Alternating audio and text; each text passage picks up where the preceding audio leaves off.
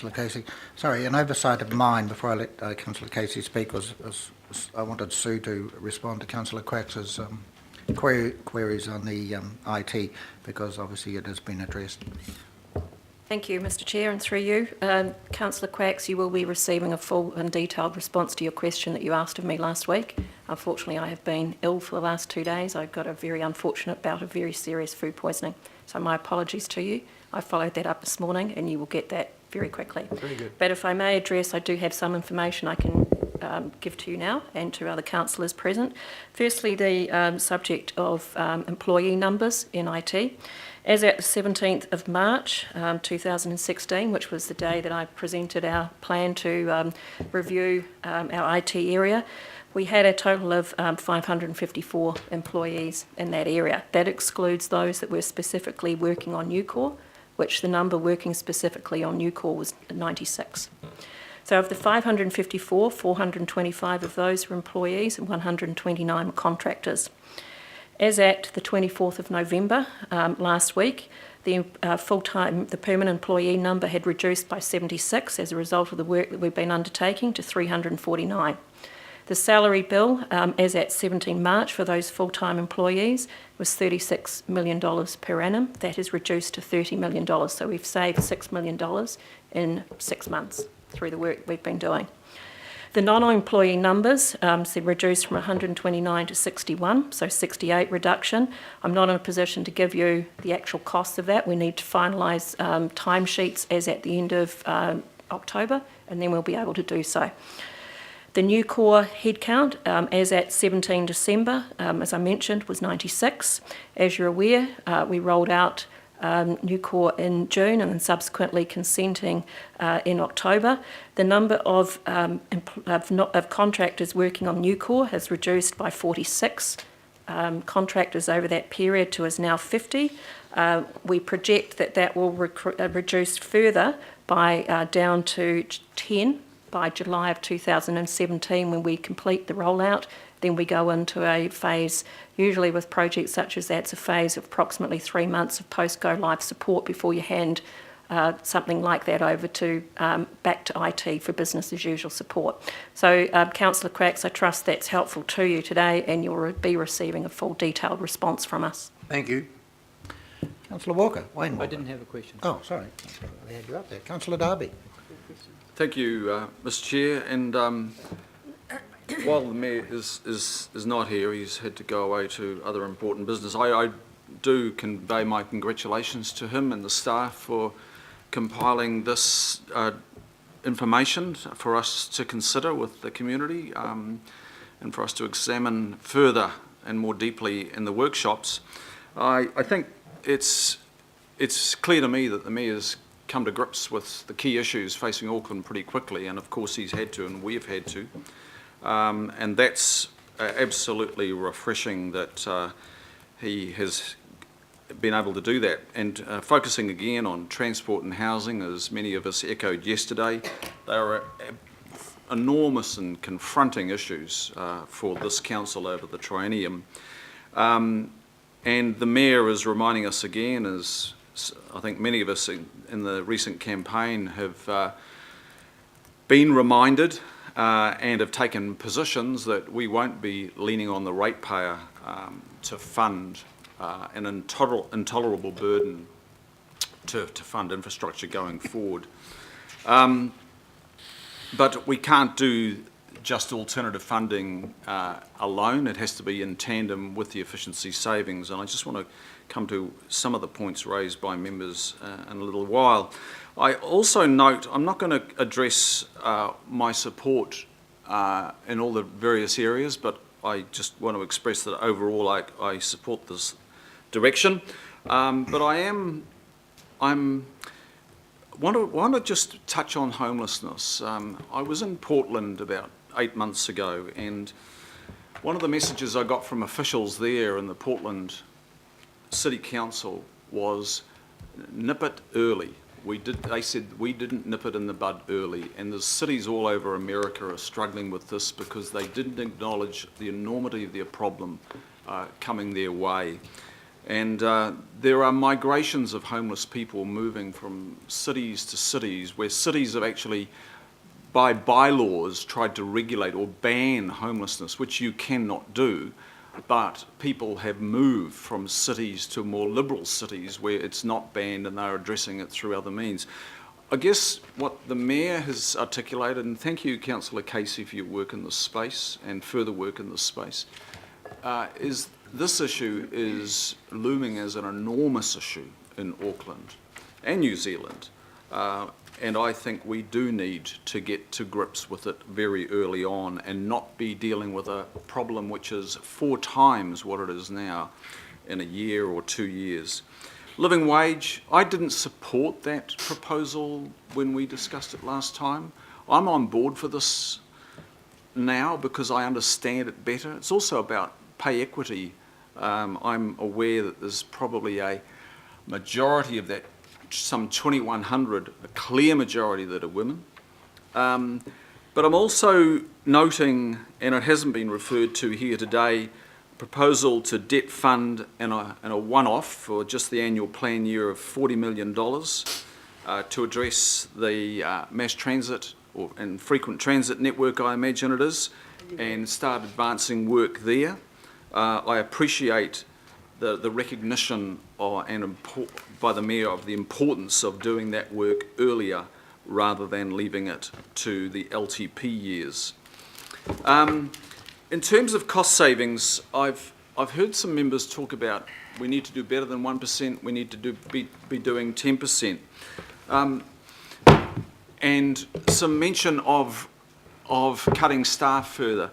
I just want to really remind members that I think it's incumbent upon us to actually target particular savings. I've heard in my 3 years at council just quite generic throwaway, we need to save 3, 6, 9 or whatever it is.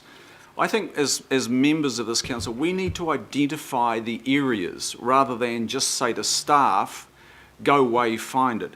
I think it's totally irresponsible of us as governors to just be so generic. And on staff, I think we need to probably examine productivity of each FTE rather than just getting rid of staff. I'm not saying don't reduce the number of FTEs, but I'm saying let's examine the productivity. Let's understand the services, the projects, the programs that each FTE supports. And I would be concerned if the cancellation of FTEs was just replaced by the Have about 15 seconds. by the hiring of a consultant. So we've achieved the target of having reduced FTEs, and those that have been hammering the table on that one are totally oblivious to the fact that the project or program has had to be carried on anyway and it's been replaced by a consultant. So, Mr Chair, in summary, I totally support this direction and I think it's a good bold measure in an annual plan year by the Mayor. Thank you. Right, we have Councillor Watson and then Councillor Lee and Councillor Simpson. Thank you, Mr Chair. I'd echo the sentiments of Councillor Darby in terms of the overall approach or tone of the mayoral proposal, particularly as it goes to those main themes that he enunciated to do with fairness, stability and collaboration. The one I would add, from our perspective as much as any, is communication. As much as the reality of the council's position has been spelled out to us on any number of occasions, I'm pretty sure the great mass of the people in Auckland still don't quite understand the rather restrained environment in which we're operating from here on in, and that was evident in the election campaign, and it was evident in the last 3 years. So I know the staff have made very good attempts in the past in consultation to spell out and explain things in user-friendly language, but I think an explanation of this proposal and how it really sets the tone for Auckland Council going forward would be very desirable, because you can't really hope to carry people along with you if people don't understand the forces that are driving it. So I'd like to see a greater emphasis on communication. It's said every time, we roll it out every time, but to be honest, nothing really too much comes of it in terms of effective communication. That our Auckland has, improved immeasurably, but it still gets delivered in with all the junk mail. So I don't know what the readership of that is, but it's in with, 10 or 12 super savers and countdown and all the rest of it. So I wouldn't have thought that was a good strike rate, certainly not if election brochures or anything to go by.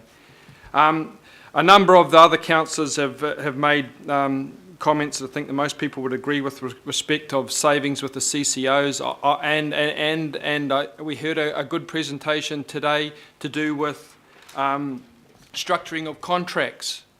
I'm certainly aware of, just by random, some of the contract arrangements that go to, in some cases, quite big contracts, where there just seems to be middlemen carving off big chunks without really adding anything to the process. Now, we don't have oversight of that. It's not within the Auckland Council. It's with the CCO. That's why I think Councillor Lee's suggestion of some sort of independent oversight or expertise is required, because, and I say that without knowing what the Mayor's got in mind in terms of investigating CCOs, but I certainly know to date our oversight of a number of CCOs has been almost nil in terms of really knowing how the game rolls, except when you do get little insights, and when you do get those insights, they're rather disturbing. I'm not going to say anything more about transport and housing, because they're self-evident concerns for all of Aucklanders, but what I would commend the Mayor for, and what I think is also a major concern for Aucklanders, is the social well-being of Auckland, and that's become increasingly apparent, and I'm glad to see that there is some priority being given to homelessness, and it was there in the past, but he's right, it is growing, it is getting worse, and it's a blight on Auckland, it's a blight on all of us, and I don't think it's acceptable anymore just to sort of wistfully step over the bodies as we're walking into the town hall and think somehow that's going to disappear, because it's not. The same with the living wage. Goodness gracious, in the last 3 years, if there's been any forces that have made it apparent that people living in Auckland need the living wage, it's the housing market, both purchasing and rental. Not too many people on the living wage will be purchasing houses, but they do have to pay rent. By my calculations, someone on the living rent, just about all of their net pay would be going to their rent. So I think we have a responsibility as a good employer to lead the way. We're a little bit late for leading the way, but we can at least join the queue. So I certainly commend the Mayor for that.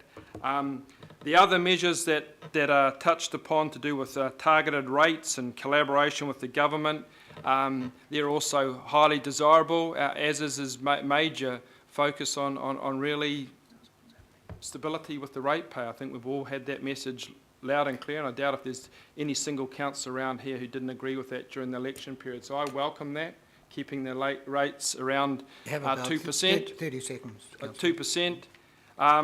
But I think as Councillor Quacks and Councillor Sayers have alluded to, we have some responsibility here to go beyond what we did in the last term in terms of investigating our CCOs, because I sense there is a change of wind here, and I think we should take advantage of that. Thank you. Thank you, Councillor. Councillor Lee, Mike Lee.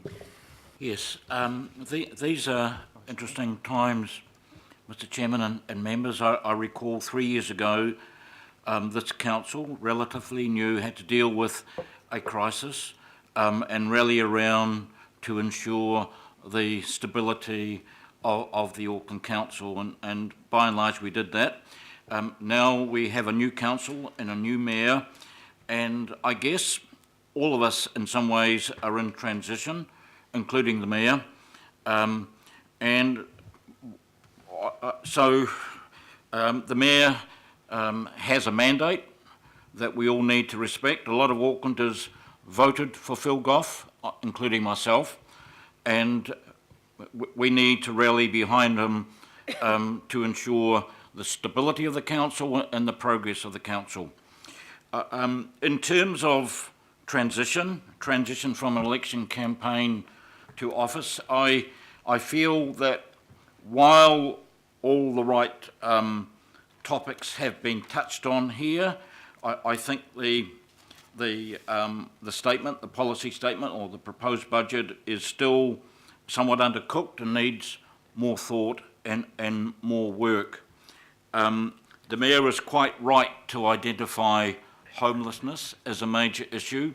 We are spending a small fortune in the inner city on street furniture and road upgrades, including the CRL and ancillary works. But what is the good of that if we have flash street furniture, if we have a whole lot of people sleeping on it, or sleeping on the road, on the footpath itself? So this is not just a background noise problem. This is a major problem that we need to confront